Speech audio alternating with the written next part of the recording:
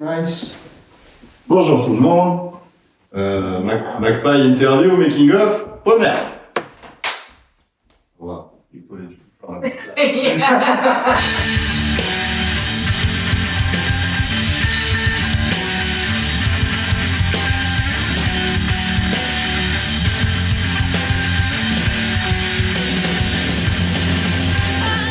Welcome. We're here to talk about the making of the music video, the awesome track Magpie by Liv Luce, featuring myself on the drums. And we're here with Anthony Picarelli, who is the co-director of the video. And if you haven't seen the video, then you probably shouldn't be watching this video right now. You should probably go and watch the video and then come back in 5 minutes. A few moments later. Cool, okay, you came back and it's like it. Sweet. Alright, so the video was filmed in our house, which we've been working on renovating for the last 4.5 years.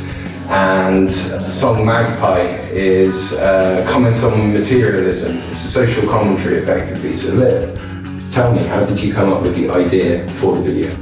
The idea for the video, I think it was a bit of to and from us, as in, I asked Andre if he wanted to be part of, wanted to do a music video for us, and then we kind of tried to work out what was doable within our confines of what we have available, which is the house. So kind of tried to fit in, like Andre came up with, if I remember, you came up with the idea of the one-shot idea that you were working on. Personnellement, j'ai toujours eu l'ambition de faire un clip en plan séquence pour ce côté où justement c'est beaucoup de préparation en avant, mais le jour du shooting, si tout est bien préparé, millimétré, cadré, le jour du shooting tout se passe bien et on rentre tous à la maison très très vite. Donc on a commencé par s'échanger quelques clips références pour se donner des ambiances, des couleurs, des ambiances. Mine was Deftones Change, House Fly.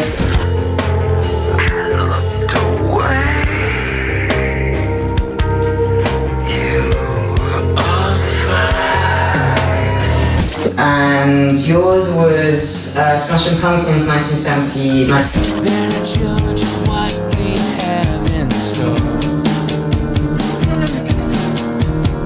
Basically all the 90s rock, house party video shoots, that was...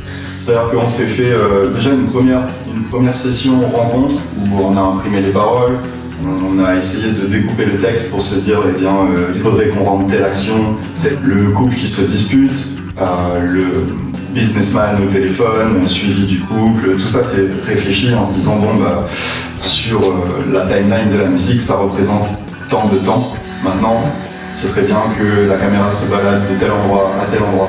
Et en faisant des premiers tests pour se sentir dans l'espace, trouver nos distances, on s'est dit ah mais à ce moment-là la caméra peut faire ça, donc en fait toi tu peux très bien passer dans l'angle mort de la caméra et te retrouver directement à la situation d'après. Why New Year's Eve? Why not? Party? Why not? Non, pourquoi le Nouvel An? Parce que déjà c'est l'occasion d'avoir beaucoup de monde rassemblé au même endroit, un groupe de figurants très investis sur lequel on a pu vraiment compter. On avait au moins une vingtaine de figurants. Ouais, il me semble qu'il y en a quelque chose comme 22, 23 figurants. So hang on, 1920s, where did this come in? It's a nod to the xylophone, to the Roaring Twenties.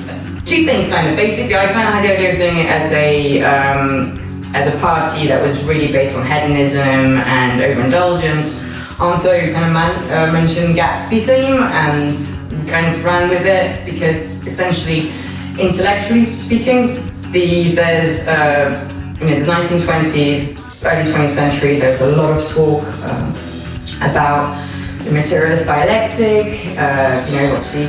Bolshevik Revolution and everything, and I did my PhD that was based on that period, and when I did all that reading I was just so struck at how relevant the writings still are today and how little the discourse has moved on, and it's kind of depressing. And I guess I think nowadays there's a lot of nostalgia towards that time, people glamorize it, and in fact I think there's an element of kind of, it's a nod to that quality of the discourse and actually how we've come so far and yet we struggle to resolve even basic philosophical questions. And so give some examples, what lyrics are in there that you particularly matched to a specific scene that was really... Yeah, literally every bit. So the first bit is like on disputes, they all had code names. So team disputes, it was the couple arguing, and that was expensive lifestyle, an empty head, telltale magpie, woefully wed. So it's a couple having an argument, people. Although the wed isn't necessarily about wed in terms of just wed, is it? It's not necessarily about actual marriage, it's about the idea of unions that you make or commitments you make in life, whether it's relationships or commitments to your career or commitments to a certain lifestyle or a social strata. It's broader, but at the same time personal too. In terms of everyone's got their personal and their more external commitments. And so yeah, it carries on. A well-spoken motor of raisin led, blindly crossing but prophetically led. It's about just persevering with a trajectory that you, unquestioningly, that you think you have this destination that you always have to achieve, and everyone kind of goes through life like that, but actually we just don't. I guess it's that treadmill cliche. And then there's someone on the phone, a business person on the phone. I say business person on the phone, they're dressed up in the 1920s, they have a mobile phone on them. Yes, there are contradictions, but every scene represents parts of the lyrics. There's a lyric in a song that says, they paint our doorways on the wall. So the idea is that you keep looking through doorways and you keep seeing certain aspects of just everyday life that we all goes through our head, and essentially is kind of trying to just roll out so all the crap that everyone lives through, and to kind of make that run through the whole video. But technically speaking, it must have been quite a challenge. There were extension leads everywhere with, like you say, work lights. Are you happy with the result? Are you happy with how everything came out in terms of everything captured? Absolument, la plupart des intentions en termes de lumière ou de cadrage sont présentes. Parce que du coup, on a dû jouer avec les lumières ambiantes, les lumières de chacune des salles, réajuster en fonction, rajouter un peu de drama sur certaines, réchauffer des plans ou ce genre de choses. Mais c'était très challengeant, mais hyper enrichissant en fait. C'est-à-dire que tu te rends compte que tu peux faire beaucoup de choses en système D. La débrouille, c'est génial. On s'est retrouvé à prendre des lumières de chantier, des petites lampes d'intérieur pour rendre certains espaces un peu plus cosy ou des choses comme ça. Et essayer d'avoir quelque chose qui est assez constant tout du long et rajouter de l'intensité où il fallait. Donc en soi, c'était la partie la plus fun. On va pas se mentir, on s'est quand même mis une pression pendant 2 mois. La manière dont on a organisé le tournage nous a permis d'avoir un backup à chaque situation, quoi. C'est-à-dire que quand on faisait les one-shots, on s'est dit si ça marche pas, on a quand même les performance shots.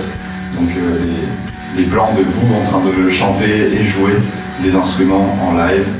Le fait de voir que tout se passait hyper bien, ça nous a permis de prendre des plans supplémentaires des figurants, chose qui n'était pas forcément prévue au début. Et ça marche complètement bien, la partie rise intensité là. If you watch the video back closely and that build-up section, the shot changes on the beat and then doubles at the end. So the building up of the speed.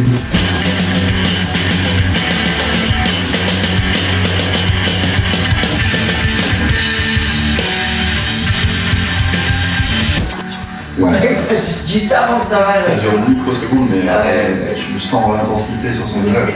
The first bit was really smooth. The second bit was harder to plan because basically it was harder to rehearse because every time we rehearsed it was just us. So the first bit was easier because everyone's supposed to be in doorways and therefore you can just kind of pan the camera to there and assume there's going to be something happening. Whilst like in the second lot, like you're kind of navigating around crowds, which means that you're doing that without the crowds, it's not really. So that definitely took a lot more time. But weirdly enough, it makes it sound as if it's the crowds that made it slower. They were perfect. But everything, actually, in a way, everything that messed up was things I could have rehearsed better.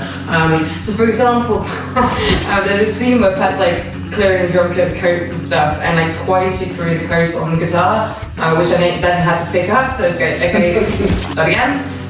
Then like after we kind of basically nailed and like smoothed that, ironed out like loads of issues, then I started like not being able to pick up my guitar properly. And it's just like out of nowhere. And it's like I did it, but all the ones before that I did it fine. And then all of a sudden it became a problem. And then I panicked in my head like, oh, this is gonna be an issue. And like it was already kind of getting to kind of like 9:30. It's like, this is New Year, it needs to be done.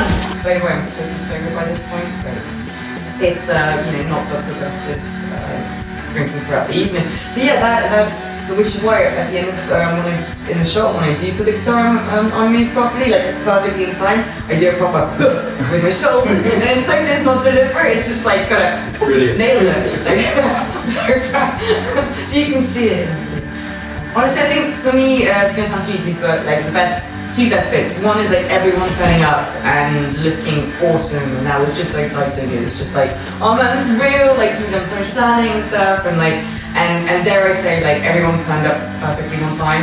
Everyone turned up on time, looking amazing and being really pumped. And I think like that point, I was just overbubbling, Then after that, it was like what? So basically the beginning and the end, like when it was a wrap, and I got to finish off all champagne glasses that were props that were hanging around.